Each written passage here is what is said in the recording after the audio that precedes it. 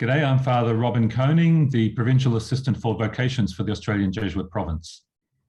I'm Julian Butler, a Jesuit scholastic, and Father Robin and I are joined today by Father Frank Brennan. G'day, Frank. Welcome. Hello, and I've come with my cuppa.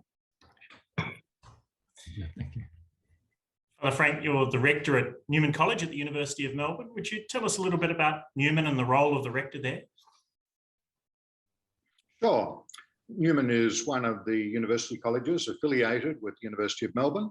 We have about 300 students here, and usually we have quite a number of overseas students, which adds great diversity to the student body. But I suppose the larger percentage of students would come from country areas in Victoria, and often for students, they find that at least a couple of years in college is a good way to transition from life in their country town or whatever to the big university environment and to Melbourne.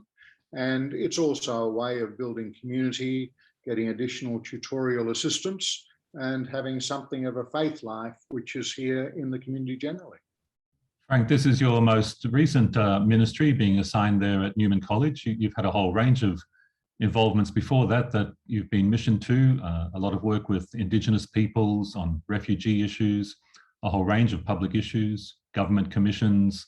You're probably the best known Jesuit face around Australia. Within your Jesuit life, what do you see as linking all those different ministries and missions together for you?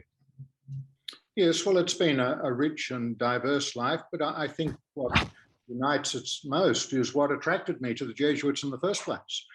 Back in the 1970s, which I know to some people seems an eternity ago, but it seems only yesterday to me, I was a young law student, a politics student at university, and there were lots of things going on in those days.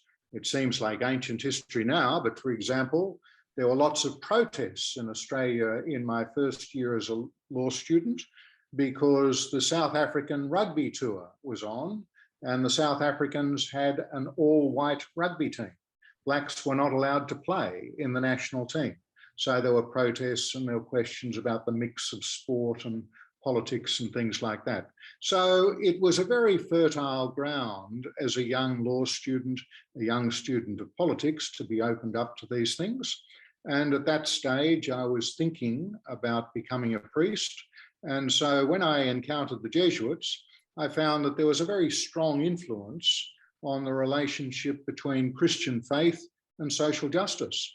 And I'd say that's what's animated and given a sense of purpose to just about everything I've done as a Jesuit. In fact, I joined in 1975, which happened to be the year of the 32nd General Congregation of the Jesuits in Rome, which gave birth to a great document on our mission, and our mission as being one of justice and reconciliation coming out of our faith commitment individually and communally. So I would hope that's what's reflected in what I've always done as a Jesuit. Thanks, Frank. And one of your major early involvements was with Indigenous peoples and doing some work for the Queensland bishops there. And I know that even when you haven't been so formally involved in that, it's been an ongoing commitment, your relationships and your work there where you can. So that's obviously been a significant part of that work for you. Absolutely. And I mean, it was one of the very liberating things for me as a young Jesuit at the time. I was not even ordained a priest at that stage. I'd only been in the Jesuits for 4 or 5 years, and the provincial missioned me to that task. And it was the year of the Commonwealth Games in Queensland in 1982. There was a lot of political controversy, once again, about the rights of Aboriginal people to their lands. And the bishops approached the Jesuit provincial and asked whether this young whippersnapper Jesuit scholastic could be available as their legal advisor. And I then had license to travel around Queensland for a whole year, meeting Aboriginal communities, meeting the leaders in their very remote areas, and being able to accompany them and agitate their case to government. And if I weren't a Jesuit, there's no way anything like that would have happened. Frank, mentioning the law and Indigenous issues, there's a few Jesuit lawyers around. Not all of them have appeared in legal clobber, in proceedings and so forth, as you have. Tell us about that experience of being a young Jesuit and appearing in cases and what that was like. Well, I mean, I came from a very legal background. My grandfather was a judge, my father was Chief Justice of Australia and all that sort of thing. So law was very much in my veins. And I've always had a great belief that if you're serious about social justice, then in a pluralist democracy like Australia, to have a handle on the law is something which can be very useful. So for me as a young Jesuit, yes, I read at the Melbourne bar, as they say, and I got involved in cases. And one of the major cases I was involved in was an Aboriginal murder case from Cape York up in Queensland. And I remember I was the junior counsel to the most experienced criminal lawyer in Queensland. And I will never forget as he opened the case before the judge, and he pointed out that this young man and the young woman who he had killed, that each of them had been shaped by life on an Aboriginal community. And he said each of them has been destroyed by it. And he said, to be a member of such a community, I should tell Your Honour, you don't have to be bad or mad, you only have to be Aboriginal. So for me as a Jesuit, to be there, yes, in the legal clobber, but trying to argue propositions as to what was just in our society in situations of actual conflict, I think there's no substitute for it. And of course, it's always fed into my prayer life and my life as a Jesuit. You've said a bit about your being drawn to the Jesuits. You hadn't been to a Jesuit school, as some of our vocations have. And yet you were exactly like myself, yes. So would you like to fill out a bit more about that sense of call, how that grew within your family and your uni life and led you to the Jesuits? I had an uncle who was a Jesuit, a fabulous Jesuit, the late Tom O'Hara, who of course was a great master of the spiritual exercises of Ignatius Loyola. But I have to confess that Tom didn't have a great influence on me, largely because when I was growing up, Tom spent most of his years in Rome, working in the General Curia or studying at the Gregorian University. But I knew of Tom and I knew of his commitment as a Jesuit. So that was one aspect. But I think the aspect that most fed into my reflection on life was that in my years at university, when I was reflecting what it might mean to be a priest, because I felt primarily called to be a priest, I was not much attracted to life as a diocesan priest, I have to say. And I know it's not proper to say this, but I thought, well, if you've got ability and you're a diocesan priest, you'll probably end up as a bishop, and I wouldn't want to do that.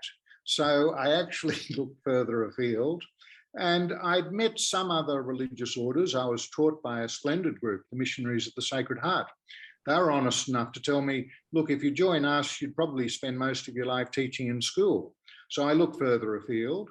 And when I met the Jesuits, there were great encouragers like the late Father Bill Dalton and people like Mark Raper, who basically said, well, look, you're coming as a lawyer with an interest in politics. We don't quite know what we do with that, but we are sure grateful that someone like that with abilities in that area would be interested in joining the Jesuits. And I saw that as the action of the Holy Spirit. So I signed up with the Jesuits.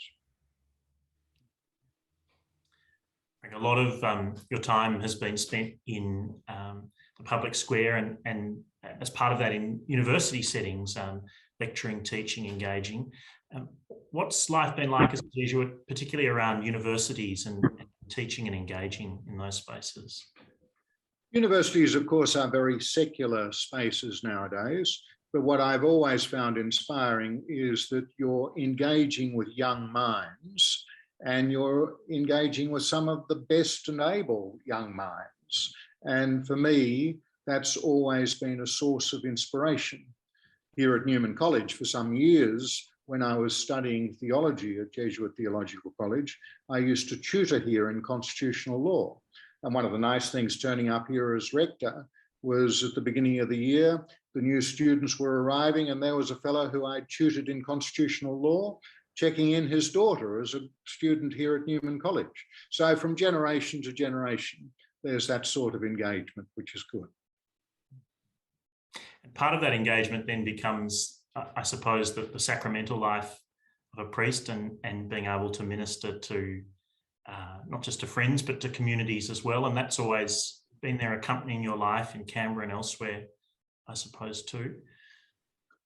It has, and I think, I mean, one of the privileges for me in the public square has been that matters in politics which get agitated are those that don't have ready resolution. If they have ready resolution, there's no need for a political debate.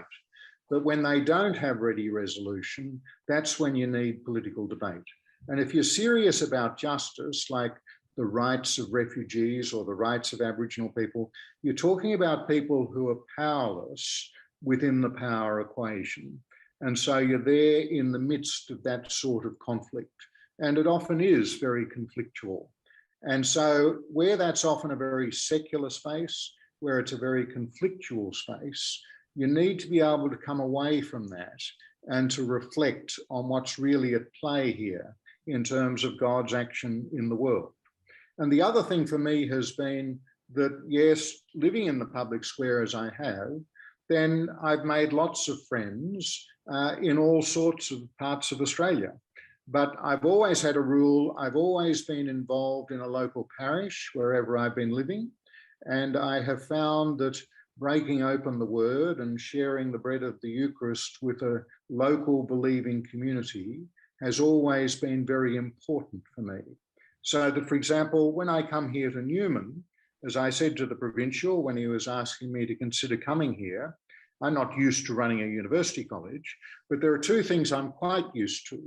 One is trying to make sense of the gospel in the social context in which we find political conflicts, and you can do that from a university college as well as from anywhere. A second is trying to make the Christian faith and the Catholic tradition compelling or appealing to the minds of people who have got all sorts of very good reasons for being very mistrusting of the church as an institution. And I've been doing that for a very long time. And then the third thing is being able to be a pastoral presence to the people that you're with. And if you can bring those three things together, I think that makes for a fairly authentic sort of Jesuit life. Thanks, Frank. And you are there working more directly with young people at the moment. If a young man came to you interested in Jesuit life today, and given all your experiences, how might you help him along on his journey of discernment? Well, I had a young man here at Newman a while ago, did exactly that. And what I'm able to do is to share the life that I've been able to live and say, quite honestly, look, I couldn't have imagined living a life like this other than as a Jesuit. And as a Jesuit, I have found it a very fulfilling life. But then I do add that for you nowadays to be contemplating it, like as I was when I was a university graduate, there are added challenges. And so you have to be very attentive and discern that this is really what God is asking of you, that with the enormous challenges there are of the church being credible in the public square, of the church being seen to be the ideal carriage of the gospel message to the contemporary generation, those are extraordinarily great challenges. And the other thing for me is that, of course, even when I was doing the Aboriginal work, as you know, Robin, I was always privileged that there were other Jesuits who were out there living it at Balgo in the Kimberley or in the Northern Territory or at Palm Island off Queensland. And so there was, if you like, an integration of a communal effort. It's harder to do that nowadays with a reduced number of Jesuits, but to the young person, I would say we've got an enhanced sense of what it is to live the gospel message as the community, not just as Jesuits, but with the church community generally. Thanks very much, Frank, for your time today and for sharing those reflections from your life and how the Lord's moved you in your Jesuit life. Thank you very much. Pleasure. Good to be with you, and great to share a cuppa with you.